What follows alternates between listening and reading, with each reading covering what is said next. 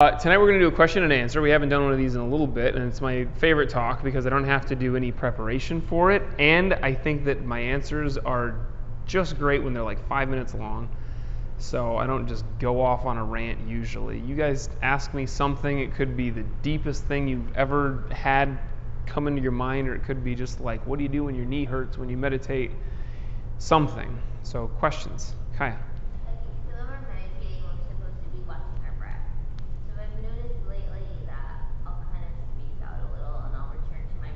And I notice that I'm actually barely breathing. Mm-hmm.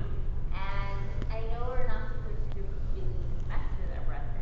The fact of observing it, then I start taking deeper breaths. How do I deal with that? Yeah.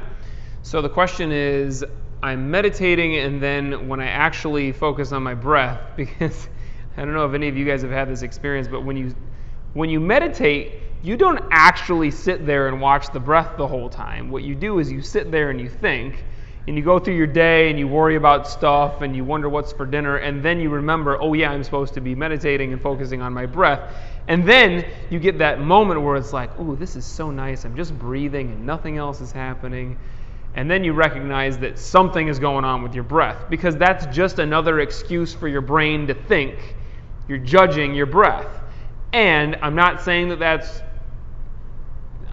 it's not meditation. It doesn't make you wrong as a person. It just means that you're having a natural thing, which is as soon as you start to watch the breath, you have a tendency to judge it. You have a tendency to then want to change it. So I feel like my breath is barely moving at all. Well, that could be a fine thing in meditation. You actually don't want your breath to be really cooking, like fast in or out, or that there's like a lot of sensation there. Actually, the smallest amount of sensation is best, because that's less thought that you're having when you're attached to that sensation. So it's not necessarily a bad thing. Now, ideally, you are getting deep, slow breaths, and you hit the nail on the head. When you start to recognize that, you don't want to then change your meditation into a breathing exercise by purposefully manipulating the breath. You can do a breathing exercise first by doing slow, deep diaphragmatic breathing, and then you can stop that and just meditate, and your breath will be deeper at that point. Doesn't mean that it's always going to be that deep. Sometimes, like some entire meditations I have, even if I tried to do a deep breathing exercise beforehand, it's just like my stomach's too full or something's going on with my breathing that day, and it's just fine. Just sit and breathe and watch it. And it will naturally slow down a little bit just by you observing it, so that's great. But just have that clear distinction in your mind between the breathing exercise and the meditation, and recognize when you're judging, that's still thought. So just let it go. So the scene where I'd be like, oh, that's a thought right now, back to the breath, thinking, oh, that's a thought about the thought about the breath. About it. So you don't think so much about the breath. You just feel it. So you are just drowning your consciousness kind of in the sensation of the inhale and the exhale. It's a focused peacefulness, a focused relaxation, not letting it judge though.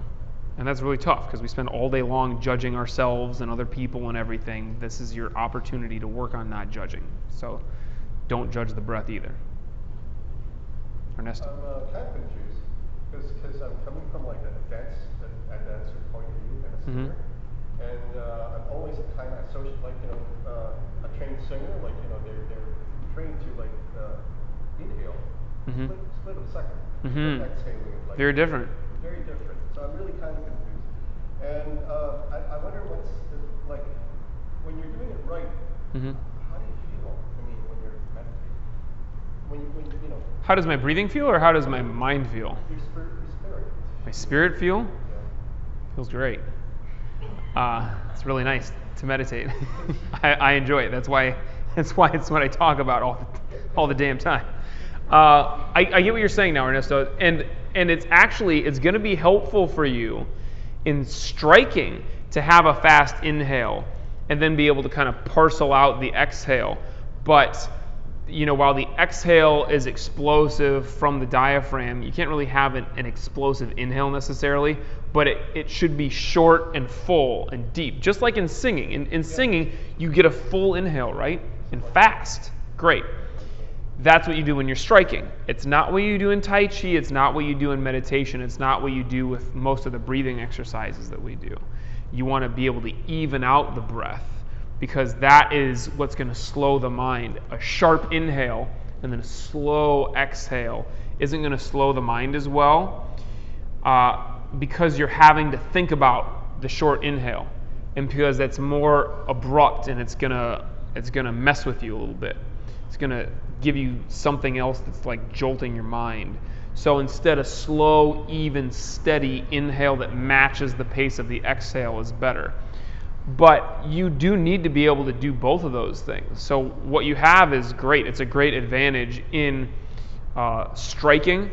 It's just not the only way that you should breathe. You have to also match the deep exhale with the deep inhale.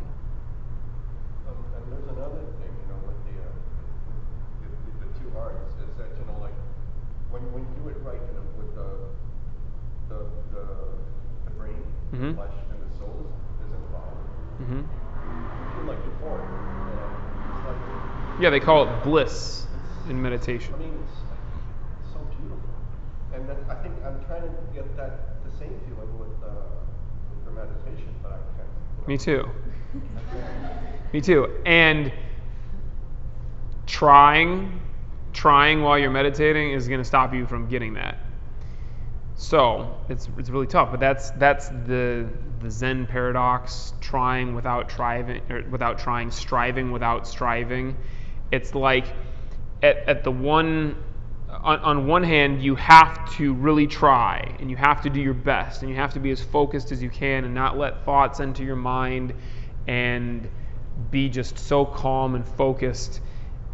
And on the other hand, when you are not like that, it's kind of going back to the judgment thing.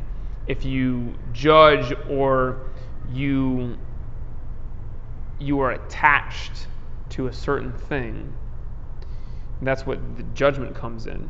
You're attached to it being a certain way, your breathing, or you're attached to having a certain kind of a feeling, like you feel like I should be having this bliss. I should be so deep and calm and having this beautiful experience. And that's when you start to judge it, and that's when all that gets in the way. So they say, like, do your best and give the results to God. That's what you do in meditation. You do your absolute best, and you try as hard as you can, and you get as focused and as deep and as calm as you can, and don't be attached to a certain feeling or a certain result. You just have to let it come up naturally. And it's going to take a long, long time to get there. And I don't mean like today, I got to sit for a really long time. I mean like over the years. It will happen eventually. Some degree of that.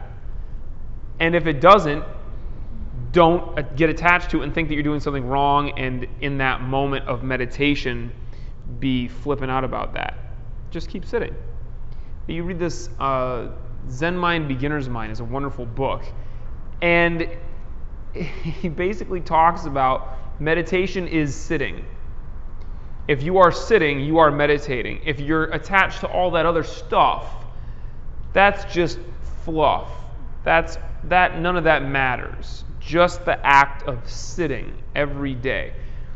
If you were going to attach yourself to anything, attach to that. I'm just going to sit every single day.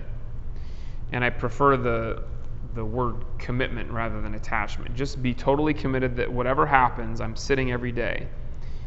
Part of what happens is your mind doesn't want you to sit and meditate, because your mind, your ego knows that is its death.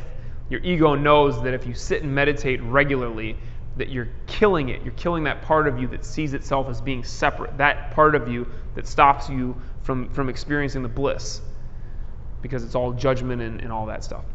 So it starts to second guess. Your ego is you sitting there thinking, am I doing this right? What's wrong with me? How come I'm not getting that part? And it's very tricky. It's very tricky, the ego. it's very used to getting what it wants, and it knows exactly how to do that. So you have to just put that aside as yet another trick of the ego trying to get you to not meditate. Your ego doesn't even want you to sit there. But if you're going to sit there, it's going to give you hell. And it's going to keep coming up with all kinds of reasons for why you can't meditate. Because even when I'm praying, I got that. I got bliss. Yeah. But I guess I'm looking for, same thing when I'm doing the meditation. So I just. Yeah, keep going. And prayer and meditation are very simple. The one prayer can almost be like a mantra when you're meditating. It's like you're repeating something or saying something, and you're diving into the act of that thought, and there's language involved. And so it's different from meditation, where we don't try to have any of that. So you're even using different parts of your brain. But keep going. That's all I can say. Dina. What are some techniques you might use to keep yourself from falling asleep if you're falling asleep? I got it. And look, this is great, because raise your hand if you've ever started to fall asleep when you've meditated. If you're not raising your hand, you've never meditated before, or you've only done it like a couple of times, but you will start to fall asleep. Your eyes are closed, and you're getting relaxed, and it's like so nice, and then, wait, okay. So first, your posture. People ask me like every month, regularly. I know when it's been a month because the next person asks me, can I just lay down when I meditate and see if no, you cannot lay down when you meditate. You have to have your back straight, your chin parallel to the ground, your knees in the right relationship with your hips, even or lower than your hips. And that act of keeping your back straight, not leaning, as soon as you start to lean against something, that takes away the involvement, the engagement of the back. So you want to keep it up, away from anything. And your eyes upturned. You will not fall asleep if your eyes are up. You certainly won't fall asleep if your eyes are crossed, but that's also not good. You're going to get a headache, but just keep them up.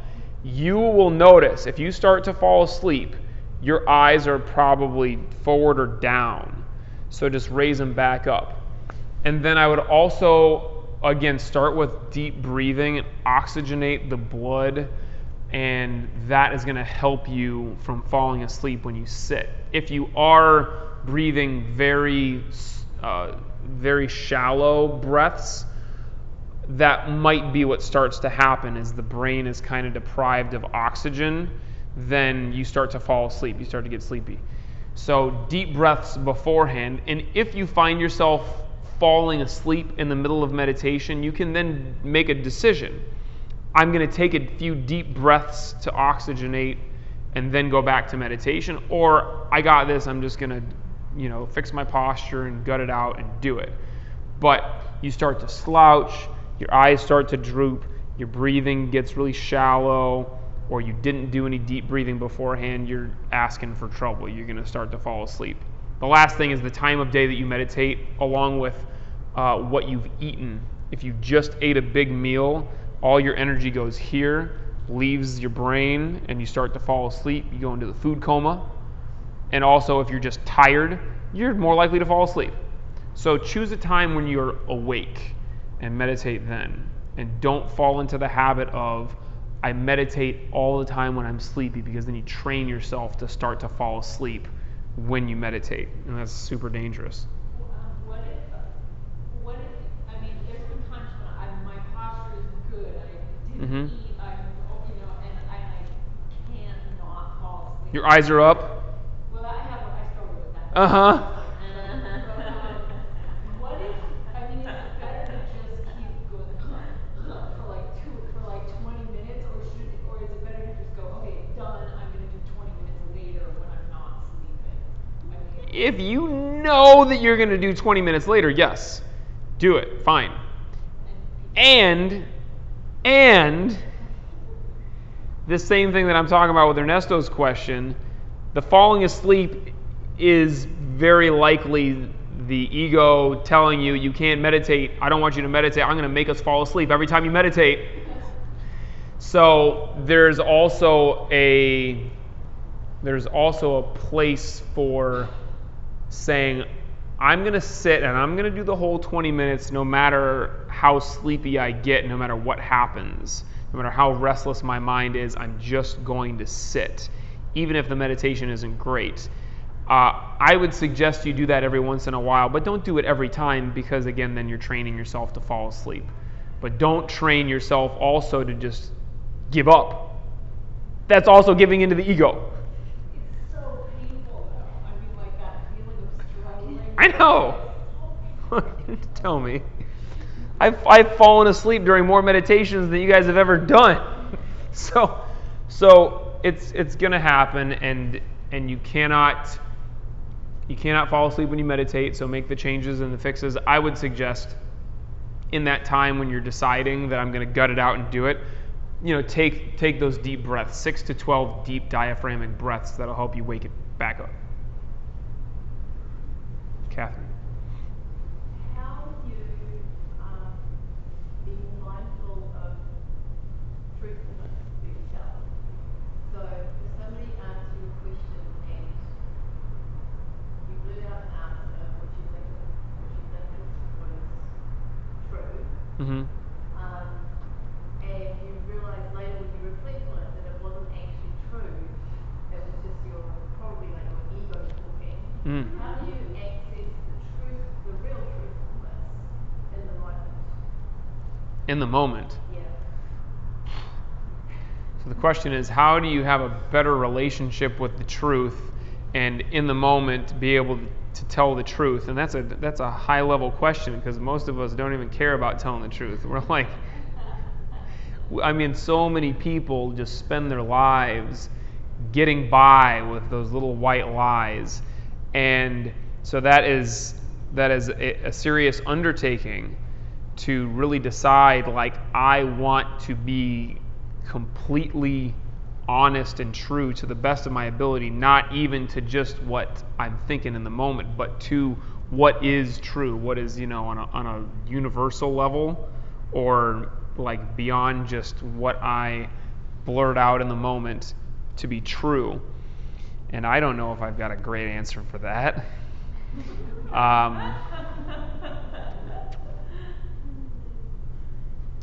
Yeah, the ego wants to do everything. The ego very often wants us to look good.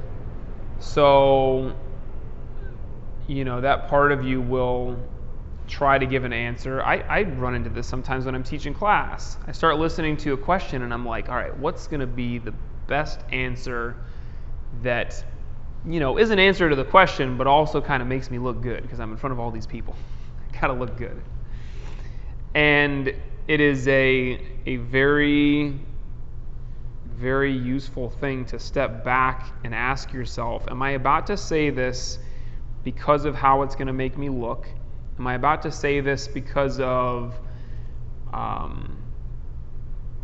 what I think it's going to get me? Or am I about to say this because it is true, because it is really what I believe, because it's the best answer, because it's the best thing to say, not for myself, but for the other person? And that, I think, is useful even if we're not just talking about being true, but like in any conversation that we have throughout our day. Very often we're just like verbal diarrhea and we just want to say stuff to hear ourselves think or to hear ourselves talk, and we just say the thing that we feel like saying at that point, which in some cases is true, in some cases is not.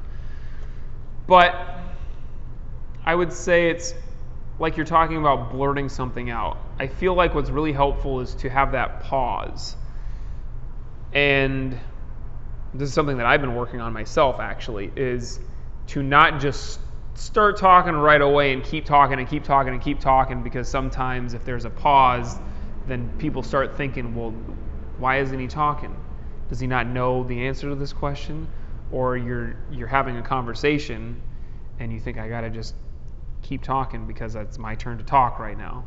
And it's like, what it starts with is actually listening to people. We don't like to listen to each other. As soon as they open their mouth, we start thinking about what we're going to say in response. We don't spend any real time hearing what people are saying. So first, really listen, and then have a pause. And it's a pause in time as well as a mental pause before you just start talking. And then from there, you can ask yourself in that pause, am I about to say this thing that I truly believe is the answer, is the best thing for me to say? Or even any time before you say something to anybody in a conversation, is this what I really want to say? Is this really the most useful thing? Is this going to make a difference? To take that pause and ask yourself, where is this coming from? The thing that I was about to say, the first thing that came to mind, where did that come from? Usually it's the ego, usually it's the thing that's trying to look good, or it's the thing that wants to be right, or it's the thing that, wants this or wants that. But if we can take that mental pause and that pause in time, ask ourselves, from what or from where, from what part of me do I really want to answer this, or do I want to say this thing? And meditation can certainly help with that, because as we sit and breathe, we think, even though we're not supposed to, and we start to become acutely aware, and we have this intimate relationship with ourselves that I never had before meditation. I didn't know what was going on in my head ever. And I was a serious mess. I would say the first thing that came to mind, but I would just there was no control over my thoughts, let alone my emotions, let alone the stuff that I did or said. And meditation is a great opportunity for us to start to just listen to ourselves and to then ask ourselves questions like, where is this coming from? What part of me is this that's talking? That voice that talks to you in your head, that starts to tell you what to do, or you're laughing because you have that voice there. And yeah, it's not the voice from the bus outside. It's the voice in your head. We all have that voice. Like when you approach a certain situation or a certain person, there's somebody in there that talks to you and says something. And that is you. Make no mistake, it's you, and you have complete control over it. But when you meditate, you'll start to hear that voice too, and you'll start to be aware of it, like it's running the show and it's telling you what to do. And you can listen to it and decide, I'm going to listen to that because it's right, or you can decide, that's not actually right. That's not true. That's not what I want to be. That's not who I want to be. That's not who I want to be for this person that I'm talking to. And the meditation is all about lengthening that pause. Lengthen the pause between the thought and the response or the reaction. If you can sit and breathe and be aware of the thought and then let it go without acting on it. Like a lot of the thoughts that we get in meditation is, I have to itch. This itch is insane and I'm going to die if I don't itch it right now. Or I just have to move. I just have to open my eyes and see how much time is left in this meditation. Or, all of those things, all those thoughts that we have, you don't actually have to do any of that stuff. Just like you don't have to say the thing that you first popped into your head that you thought was going to be true. So that's the best answer that I have right now. Ask me again in 10 years and I'll have something way better. But right now, let's work on that, lengthening the pause. Sit comfortably.